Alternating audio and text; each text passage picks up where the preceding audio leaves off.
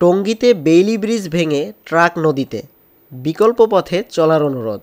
গাজীপুরের Tongi Bailey bridge ভেঙে একটি ট্রাক তুরাগ নদীতে পড়েছে। এদিকে ওই লেনে চলাচলকারীদের বিকল্প পথে চলাচলের অনুরোধ করেছে গাজীপুর মেট্রোপলিটন পুলিশ। শনিবার ভোরে ট্রাকটি পুরনো বেইলি ব্রিজ ভেঙে তুরাগ নদীতে গিয়ে পড়ে।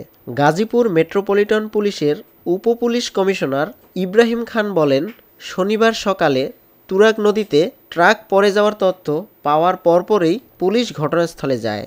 ঘটনাটি সড়ক জনপদকে জানানো হয়েছে, তারা এ বিষয়ে ব্যবস্থা গ্রহণ করবে। এদিকে বিকল্প পথে চলতে সামাজিক যোগাযোগ মাধ্যম ফেসবুকে একটি ট্রাফিক আপডেট জানিয়েছে গাজীপুরের মেট্রোপলিটন পুলিশ। ওই ট্রাফিক আপডেটে বলা হয়েছে, সম্মানিত যাত্রীবৃন্দ, ঢাকা ময়মনসিংহ মহাসড়কের ময়মনসিংহমুখী টঙ্গীস্থ বেইলি ব্রিজটি আজ ভোরে ভেঙে গেছে। এই পথে চলাচলকারী সকল যাত্রী ও যানবাহনকে টঙ্গী ব্রিজ এড়িয়ে কামারপাড়া মুন্নু গেট বিকল্প সড়ক ব্যবহার করার জন্য অনুরোধ করা হলো।